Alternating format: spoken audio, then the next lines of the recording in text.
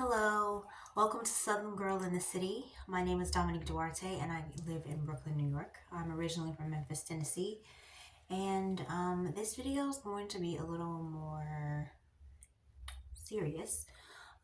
So one of the things that I wanted to post on my blog this week is how to overcome emotional abuse. Um, a lot of the times when people discuss abuse, a lot of the times we're talking about physical domestic violence or we're talking about sexual abuse. One thing that doesn't always get discussed as often is emotional abuse. And sometimes physical abuse comes along with emotional abuse, and sometimes sexual abuse also comes along with emotional abuse. They usually work together. But then there are those instances where maybe you grew up in a household where you were verbally and emotionally abused on a regular basis. I think that it's kind of hard because when you're physically abused, you see the scars on you physically. And even then, I'm surprised a lot of the times people still don't do anything. I've definitely seen plenty of instances, I think, where, well, definitely, I've seen like a lot of TV movies that were based off of true stories where people were being physically abused, and it was years before anyone intervened. I think because there's this belief that if it happens in the family, what happens in the family stays in the family. Um, I was an only child, and my parents, I think, tried the best that they could. I really do think that they did. I also just think that they had a lot of things that happened when they were growing up that I think also influenced how they raised me. They came from an older generation. That generation, baby boomer generation, their parents were extremely strict. A lot of the times, that's how they parented. It was verbal. It was physical. That's just what was. And for a lot of baby boomers who raised millennials, a lot of them, not all, used a very similar parenting style.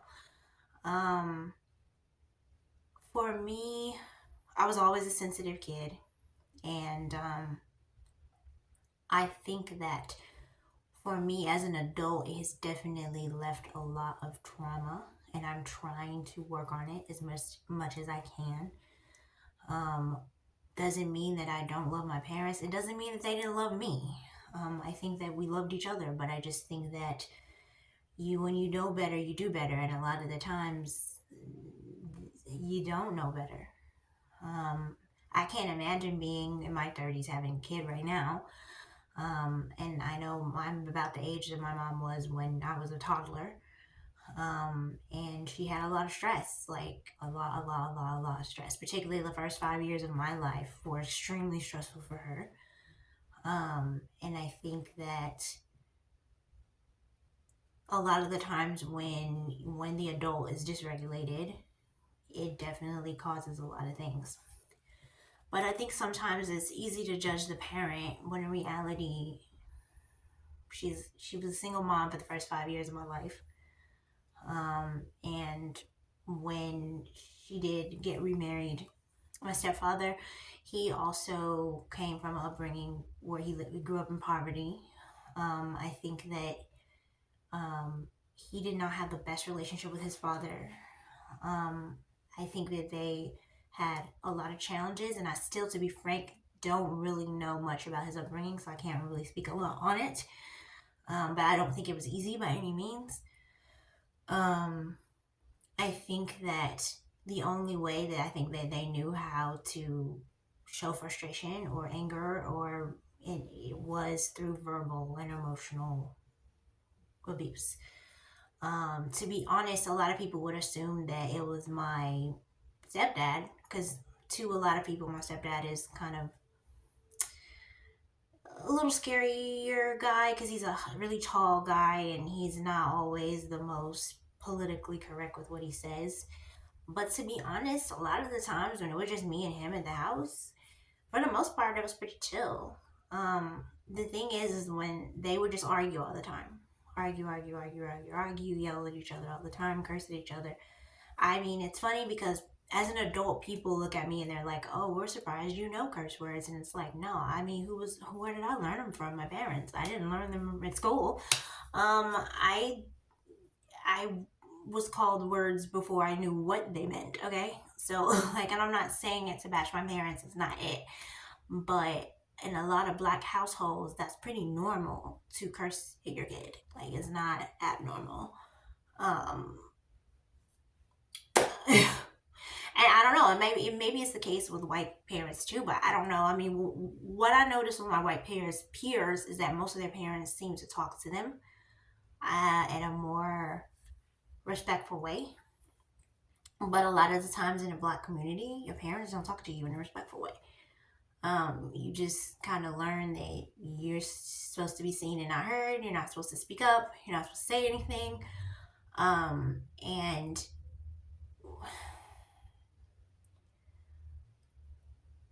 one of the things about parenting that I think a lot of people forget is that when you are a parent, you are raising a child to become an adult. But I think for a lot of parents, it's I'm providing you food, I'm providing you shelter, I'm providing you a place to live, and that's it. I'm not worrying about your social development. I'm not worried about your emotional development. I'm not worried about any of that. I'm just worried about am I clothing you, feeding you, bare minimum. And thing about it is, well, that's better than most parents because some parents don't even do that. But at the end of the day, a lot of black parents, I think, are in survival mode when they're parenting. And so, even though once my mom did meet my stepfather and we were living a more middle class life, I still think that they also had a lot of traumas. And a lot of black people don't go to therapy. They don't deal with any of their stuff.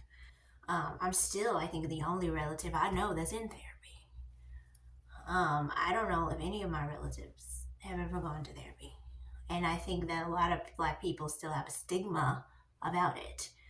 But I think everybody needs therapy. I'm gonna be honest with you. I think everybody needs to get their behind in therapy because we all have patterns that are destructive. And for me, I was constantly living in fear all the time of what is going to be my parents. Are they going to be in a good mood? Are they not going to be in a good mood? Are they going to, am I going to say something or do something that's going to set them off in anger? Like I was like walking on eggshells all the time. So for me, in my adulthood, I've had a lot of anxiety. I think I've always had anxiety. And I think that one of the reasons it's really hard for me to work in education, I'm learning more and more, is because it's triggering for me. Because when I see the kids being not treated the way I feel like they should be by admin or whatever, it's triggering for me because it reminds me of the time where I didn't have a voice and nobody was listening to me, and it just bothers me. I realize that if you don't learn to find your voice as a child, as a teenager, it really does mess you up in adulthood. It's not impossible to overcome it, but it is challenging. For me, speaking up is so hard. I have a hard time reaching out to people. I have a hard time asking for help. I have a hard time because, I'm gonna be frank, well, my parents made me feel like I was a burden to them often. And it doesn't mean that they are bad people. That's not it. But it's just like, anytime I asked to do, like, even the simple thing, like my friend would ask me to the movies in high school. Well, she and I are still friends today. But that would become a huge argument because my parents didn't want to take me.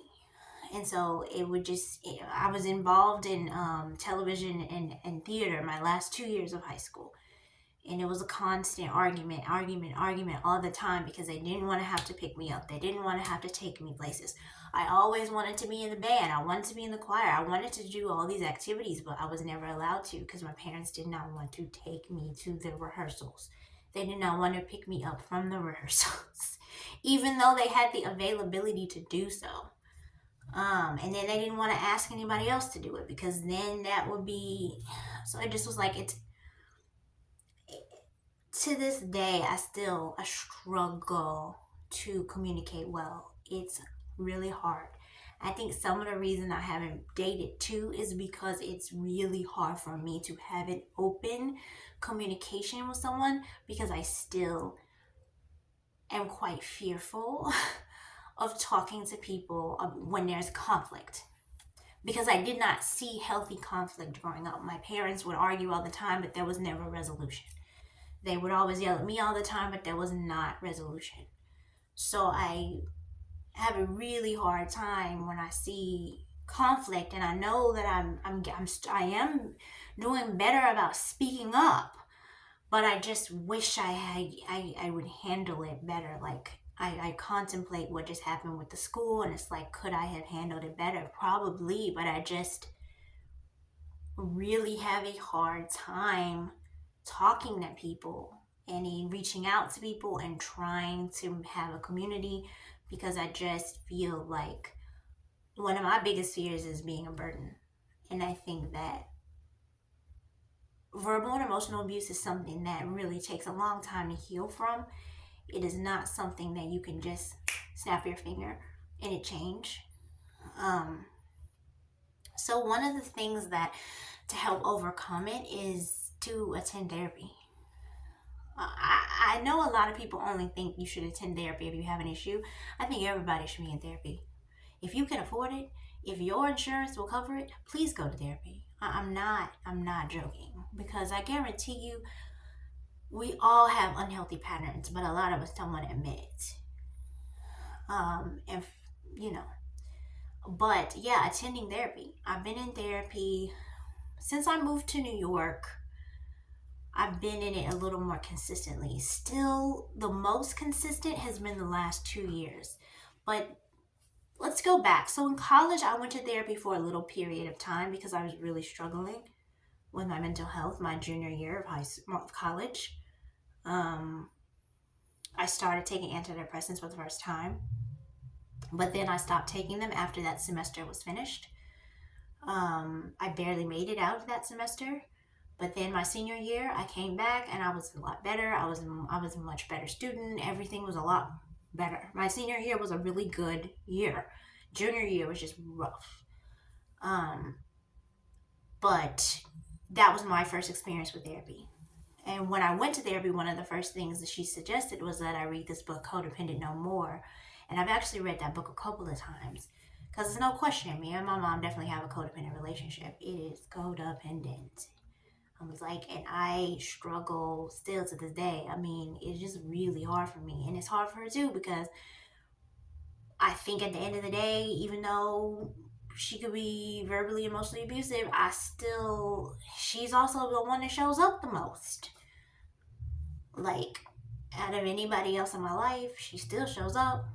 Like, she shows up in a way that other people have never. So it's always complicated. Um, yeah.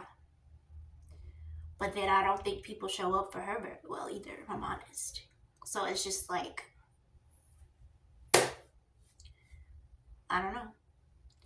Um, so I didn't start, I did in Tennessee, I went to therapy for a little period of time, like maybe a few months when I was on my parents' insurance. I went to this guy, I think he was in Germantown, older male. And then I didn't go again until 2017 once I was in New York and I was in AMDA because I was struggling with my mental health while I was attending AMDA and trying to work a job while I'm in AMDA, where most students did not have a job at AMDA because they were right out of high school. I'm older than them and I have a job, and it was just the combination was a lot. I was doing it, but it was definitely wearing on my mental health. So eventually I started therapy with this woman in the Upper West Side, and I went to her for about a year. And then I went to another woman at Park Slope Center for Mental Health. I went to her for about a year. And then 2020 up until 2023, I did not attend any therapy, which probably was a big mistake because that was when I was teaching the most. Um, so I stopped going to her right before the pandemic, ironically, right before we shut down for the pandemic. I stopped seeing her, I think, in December of 2019. I went to her for a year. So then in 2023, I started going to, maybe it was December of 2022. I started going to my current therapist, and this has been the most consistent I've been in therapy with the same person. And um, it's helpful, even during the periods where I have been through it. Because when I say that the job that I had at the preschool, I thought that was going to be my job for 2 or 3 years. I honestly thought it was going to be my job for 2 to 3 years. And the current job that I just left, I really wasn't, I kind of knew that job wasn't in alignment with me when I first got there. But I just was like, let me just do it because I need a job. But the preschool, I really thought that was going to be my job for a while. And when I got let go, I still feel like I'm just trying to recover from that because it just threw me for a loop because I thought I had a plan and But anyway, so this has been the most consistent I've been in therapy. I do think this is the most growth I have made because I have learned how to speak up for myself. I just wish I could do it a little bit more tactfully. I still wish that I could do it in person. A lot of the times I'm doing it in an email, which isn't great, and I know that, but I don't know how to do it in person. I've tried. Like, I will say something, and then the person deflects, and then I'll say something again, and they'll deflect, and then I won't say anything else, even though I know what they said bothered me. And I just, like when the assistant principal was dismissive of the student who was being bullied and saying that he liked the attention, it infuriated me in the moment. But I didn't say anything because I'm like, okay, I don't want to say the wrong thing. But then I end up sending an email to the PTA about it. No, I don't even think I didn't actually say that happened. But I just said that the bullying wasn't being taken seriously, basically. But at the end of the day, it's just like, what could I have said in that moment? I could have said, maybe I could have spoken up then, but it's just like, what I have learned is that when I say something, people don't take it seriously. So then people are like, well, you should be more professional when you address something. And it's like, well, you weren't going to listen no way. You would pretend to say you're going to listen to me, and then you're going to do what you want to do. So I don't know. Like, that's the part that's hard for me. It's like, let's say I want to say something and I do say something and the other person's response is very dismissive. That's where I feel confused because I'm like, okay, if it was just me and this other person, it'd be one thing. But when there's children involved and I know they don't have a say, it just makes things so complicated. Because it's like, okay, I know that if I don't agree with what you said, it's fine. But it's not fine because this kid's scared to go to class. So I don't know. That's the type of frustrating things I'm encountering when I'm in education. It's like, I want to speak up. I try to speak up verbally in a very non-confrontational way, but then the response is very, I don't really care. And then I'm just like, okay, then I don't know. What am I mean, I guess all I can say is I spoke up and that's all I can do. But yeah. So attending therapy is helping me find my voice and it is helping me speak up more. I just still have a lot of work on speaking up sooner rather than later. Because I think things are triggering me a lot quicker But a lot of the times I'm not saying anything until the very last second, which is problematic still.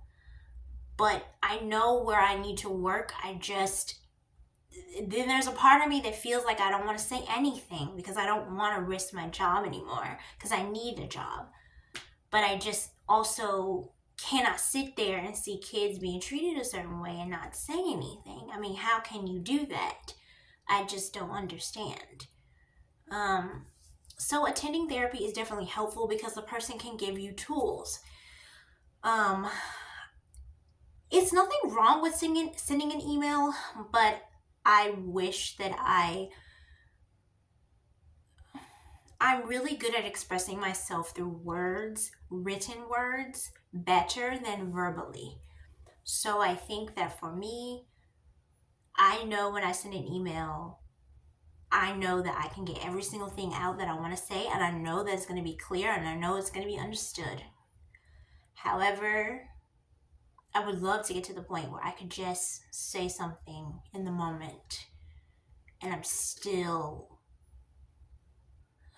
struggling there, even at 35. But attending therapy is definitely helpful. Another thing is to read self-help books. I have been reading self-help books since 2014.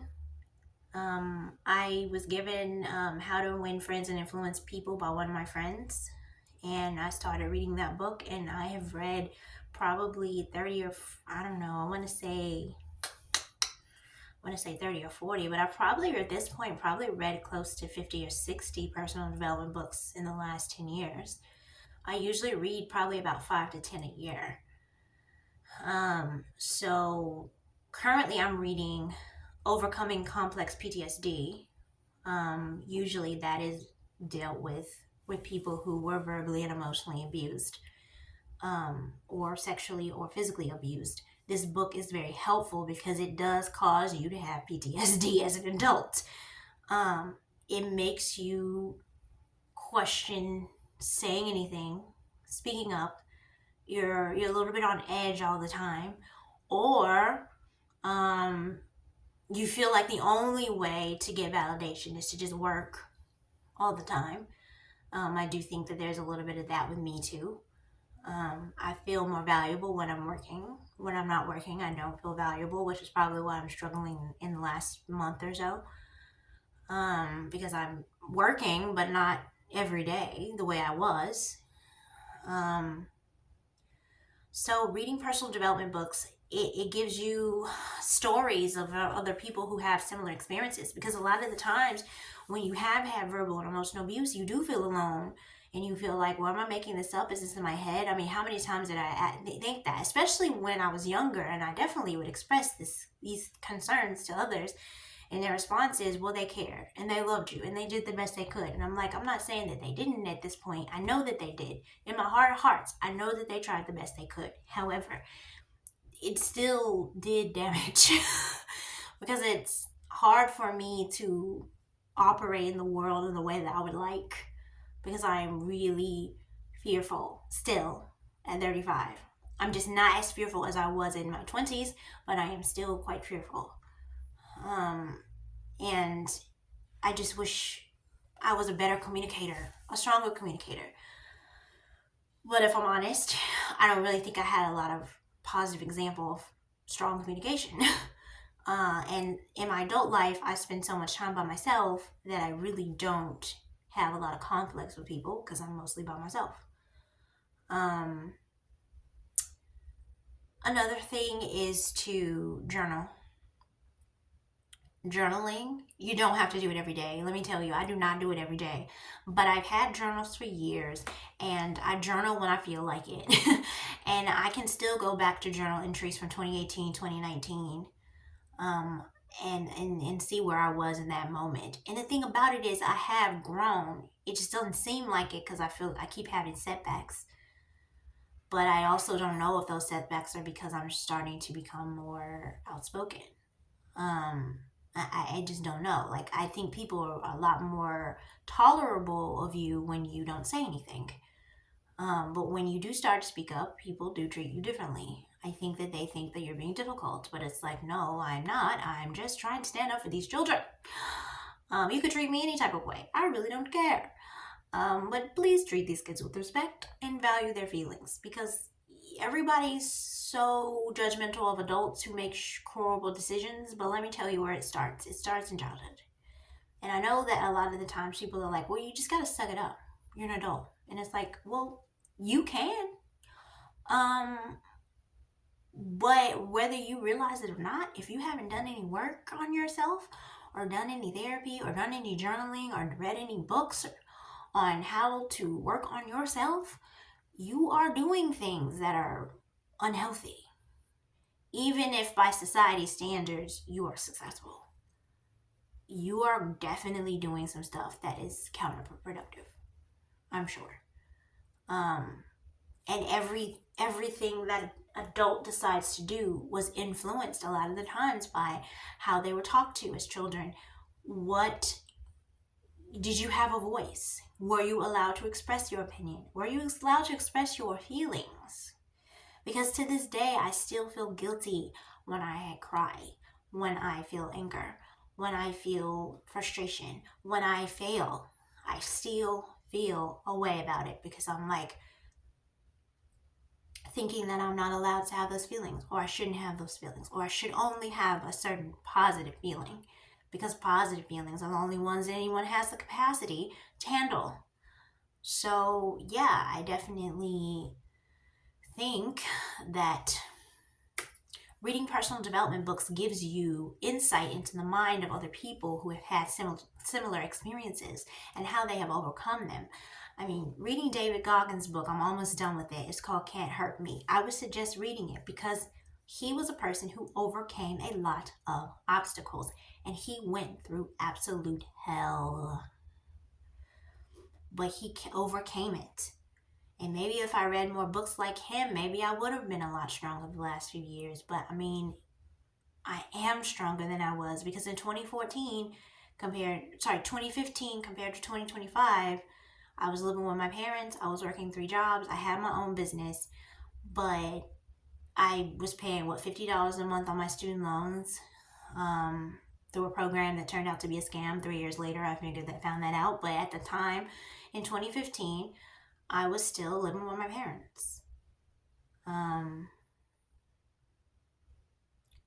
And I just wanted out. I didn't want to live with my parents, but I did. I lived with them until I was 26 years old. And it wasn't the plan. Like, I wanted out when I graduated college, honestly. Once I graduated Murray, that's why I bought the plane ticket to New York, because I didn't want to go home. It's like I did not want to be back with my parents. That was the last thing I wanted to do. But I couldn't ask for help for anyone else, and I couldn't ask any other relative for help. So it was like, okay, well, I got to move back in with my parents, because I didn't know what else to do.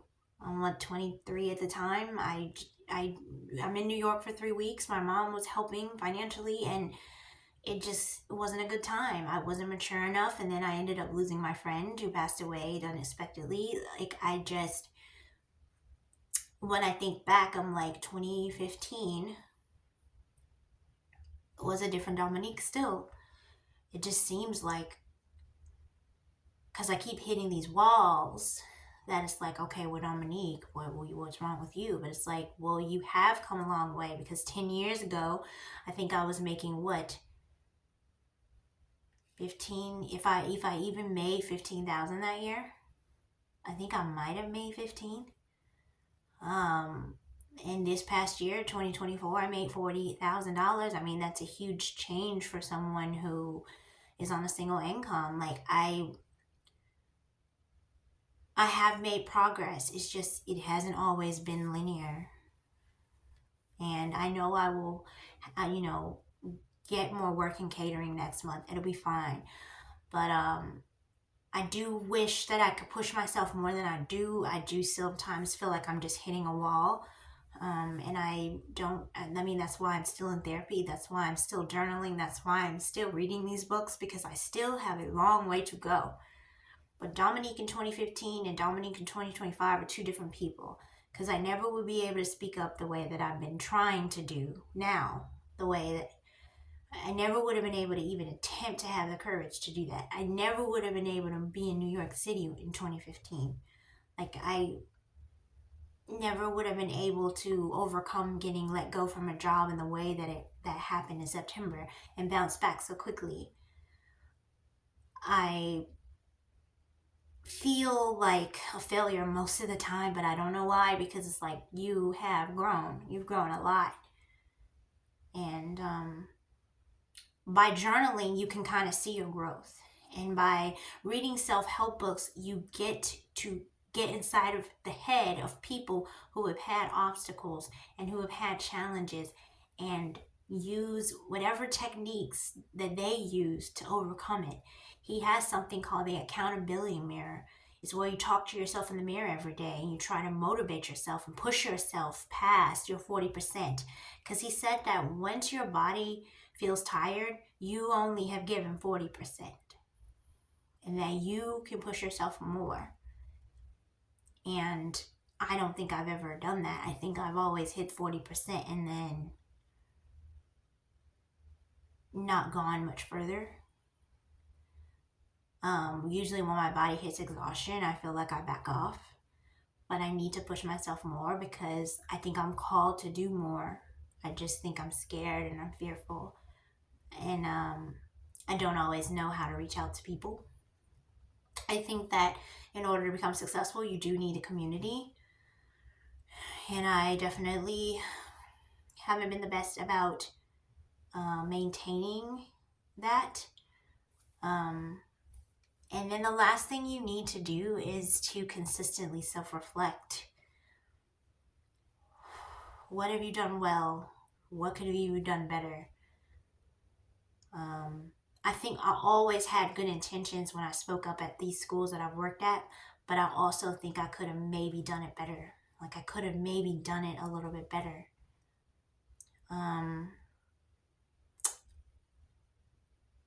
Like, instead of giving an email to the PTA, I probably should have just sent it to the class parent in that one class, because I had her contact information. I could have just sent the information to her, and that would have simplified things. Instead, I complicated things by reaching out to the entire PTA. That was a mistake. They're just like things that in the moment, I may be a little impulsive with my decision making, especially when it involves kids. Because I just realize how much your childhood does affect how you grow up or who you become when you do grow up. And I don't want these kids that I work with to grow up and become someone in their 20s and 30s who can't speak up for themselves, or who doesn't have self-esteem, or who is mean, or who is bullying other people either. Like, I want people to be able to speak up for themselves and stand up for themselves, but I also want them to do it in a respectful way. And I'm still working on that. I'm really grateful that I don't have children, only because I still have so much work to do on myself that I don't think that I would be a healthy parent. I think I could be a good parent in the future, but right now I'm still struggling to speak up for myself. So it's like really hard to imagine trying to raise a child. So yeah, when you are thinking about your upbringing and you realize that your parents would consistently say words to you that were really hurtful on a consistent basis. We're not talking about every parent says things they shouldn't say every now and then, but I would say probably on the daily, this was a consistent thing for me. I also think that there definitely was an element of emotional abuse. And it kind of has held over a little bit into my adulthood as well.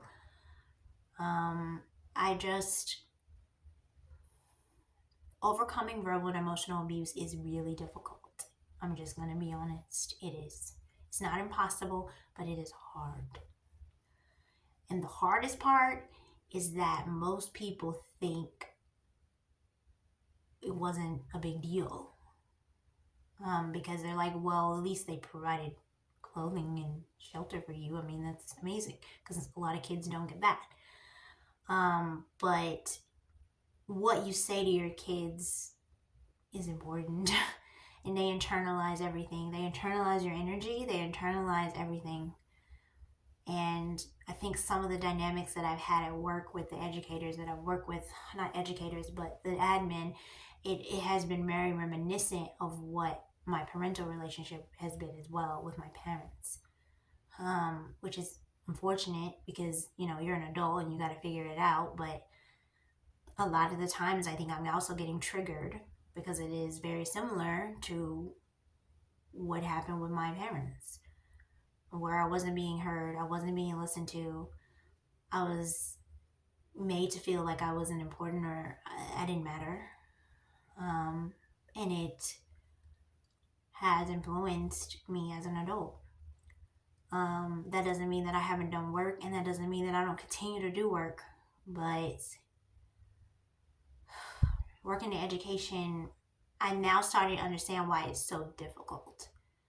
Because when I'm around children, it reminds me of my childhood, and I just do not have a lot of positive memories. I don't. That doesn't mean that I didn't have good moments, but I had a lot of traumatic events growing up, and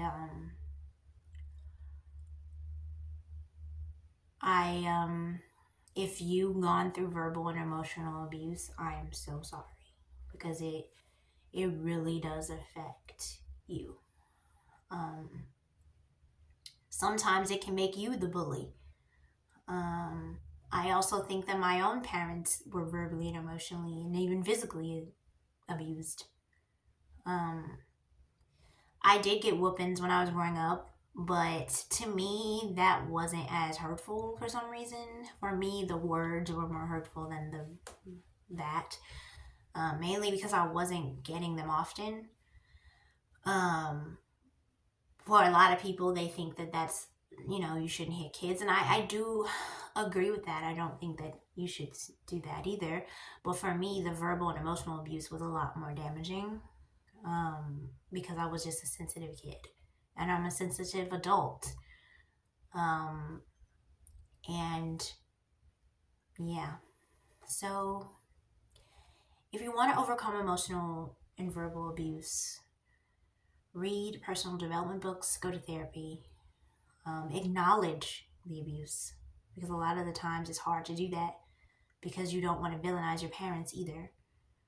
I think I did initially, like when I was in college, I used to really bash them, but it's like now I have more empathy for them, but it still is hurtful. And also self-reflect. Reflect on your decisions. I think that I need to pray more about my jobs that I accept. Is this in line with what the Lord wants for my life? I think that that's been a mistake for me. I think had I prayed about this last job, that door would not have opened. But I didn't pray about it. And I didn't pray about East River either. So, yeah. I hope you guys have a lovely week. And I pray for your healing. I pray for your personal development. And I pray that you find a really good therapist. And even if you weren't verbally and emotionally abused, please, if you can, seek therapy. I think if we all just went to therapy, I do think that we all would become better people. And in turn, we would have a better and more healed society and world. So, bye.